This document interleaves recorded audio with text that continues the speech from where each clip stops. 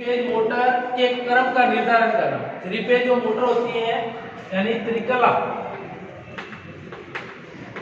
प्रेरण मोटर का क्रम का निर्धारण करना। तो ये दो प्रकार की विधियों से क्रम का निर्धारण किया जाएगा। सबसे पहली जो विधि होगी वो होगी वोल्टमीटर विधि।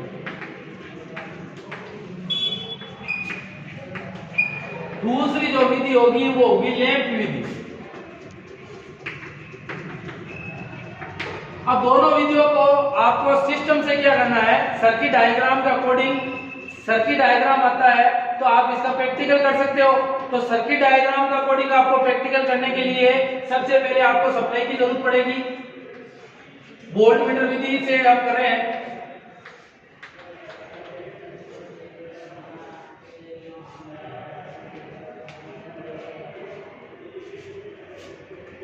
यहां पर आप ICDP मेन फ्यूज ले सकते हो या आइसोलेटेड MCB ले सकते हो।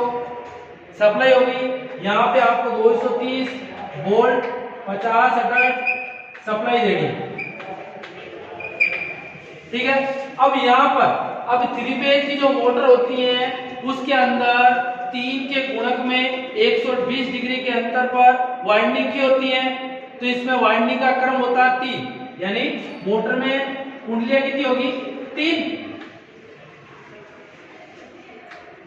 अब तीनों कुंडलियों का जो क्रम है वो हमें पता नहीं अभी, ठीक है। तो सीरीज टेस्ट लैंप से सबसे पहले इनके टर्मिनल की पहचान करो, कौन सी कुंडली के कौन से सिरे हैं। अब हर कुंडली के 2 टर्मिनल होंगे, ये 2 टर्मिनल आ जाते हैं।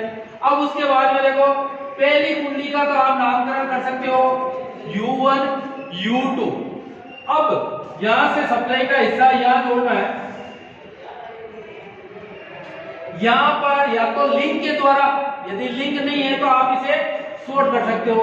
इन 2 कुंडलियों को क्या करोगे, शॉर्ट कर दिया। तो यहां पर अभी V लिख दिया, क्या लिख दिया, V लिख दिया। और यहां पर एक वोल्टमीटर जोड़ूंगा क्योंकि मुझे 2 वोल्टमीटर चाहिए। एक चाहिए 0 से 300 वोल्ट का और एक चाहिए मुझे 0 से 500 वोल्ट का, ठीक है। तो यहां पर मुझे एक वोल्टमीटर जोड़ना,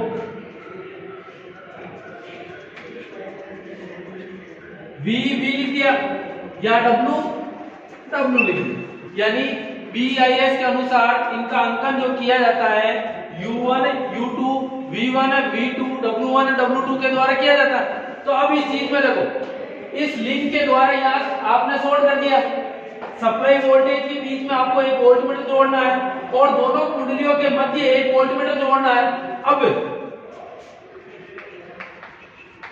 सप्लाई वोल्टेज से अधिक बता रहा है, यानी ये V1 है ये V2।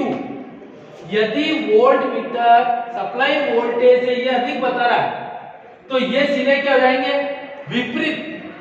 सप्लाई वोल्टेज से V2 अधिक बता रहा है तो ये सिरे क्या हो जाएंगे, विपरीत। तो ये सिरे यहां पर हो जाएगा V2 और यहां हो जाएगा V1। अगला पोजीशन क्या कह रहा है, सप्लाई वोल्टेज से कम बता रहा है, यानी यहां पर तो हो गए U1 के साथ V2 और सप्लाई वोल्टेज से यदि ये वोल्टमीटर V2 इस सप्लाई वोल्टेज से कम बता रहा है तो ये सिरे हो जाएंगे समान। ये सिरे क्या हो जाएंगे, समान, यानी V1 हो जाएगा U1 के साथ V1, U2 के साथ V2, ये सिरे हो जाएंगे। तो ये सिरे क्या हो गए, समान। तो U2 के साथ हो जाएंगे V2। अब ये सर्किट डायग्राम का अकॉर्डिंग हम कनेक्शन करके क्या सप्लाई, सबसे पहले हमने यहाँ पे कुंडलियां बनाई। कुंडलियों के साथ में देखो हमने एक पर्ची डाल दी।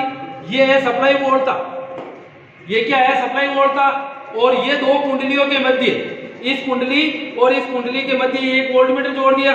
और ये 2 तार, ये जो 2 तार है W1 W2 यानी W के, ठीक है, इनको मैंने अलग कर दिया। अब जैसे ही मैं सप्लाई को ऑन करता हूं तो आपको वोल्ट मीटर की रीडिंग देगी। सप्लाई वोल्टता से अधिक है, सप्लाई वोल्टता से अधिक है तो ये सिरे क्या हो जाएंगे, सप्लाई वोल्टता से अधिक है तो ये सिरे हो जाएंगे विपरीत। यदि सप्लाई वोल्टता से कम है तो ये सिरे हो जाएंगे समान। तो यहां से मैंने सप्लाई को ऑन किया, यहां पर देखो वोल्ट मीटर रीडिंग आया 200 वोल्टेज निकाल रहा है और यहाँ पर सप्लाई कितनी दे रहे हैं 230 वोल्टेज दे रहे हैं, यानी सप्लाई वोल्टता से ये कम दर्शा रहा है, सप्लाई वोल्टता से कम दर्शा रहा है। तो कम दर्शा रहा है, ये समान सिरे हो गए, ये समान U1 के साथ V1 हो जाएगा, U2 के साथ V2 हो जाएगा।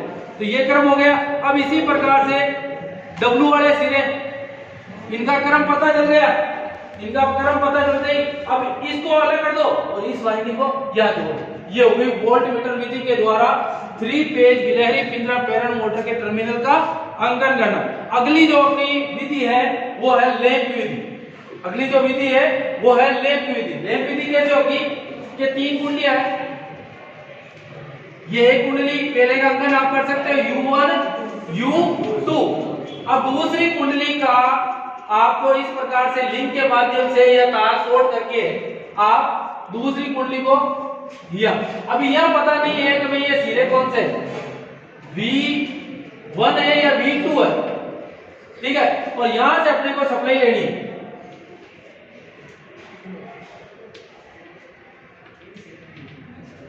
यहां से इसको कर दे दो सप्लाई।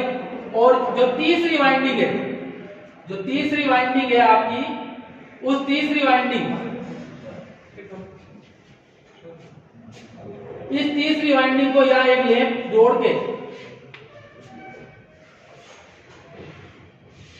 यहां पर आपको सप्लाई देनी।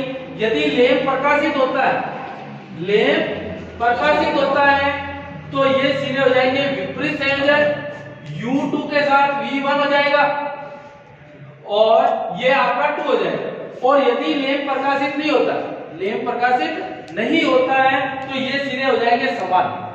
लैंप प्रकाशित नहीं हो रहा है, स्पार्किंग नहीं हो रही है तो ये सिरे हो जाएंगे समान।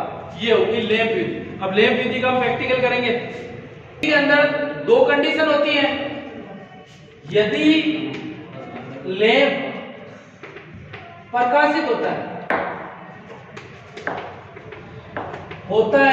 तो यहां पे क्या हो जाएंगे विपरीत संयोजन, U2 V1 हो जाएगी। यदि लैंप प्रकाशित नहीं होता है, यदि लैंप प्रकाशित नहीं होता है तो ये सिरे क्या हो जाएंगे, समान हो जाएंगे, U2 के साथ V2 हो जाएगा।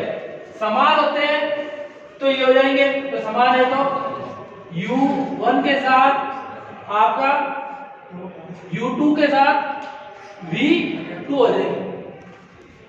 ये आपका क्रम है। अब यहां सप्लाई के द्वारा चेक करें, यानी ये कुंडलियां है, इन दोनों को मैंने क्या की, कॉमन 2 कुंडलियों को सीरीज में कनेक्ट कर दिया, इनको सप्लाई दे दी।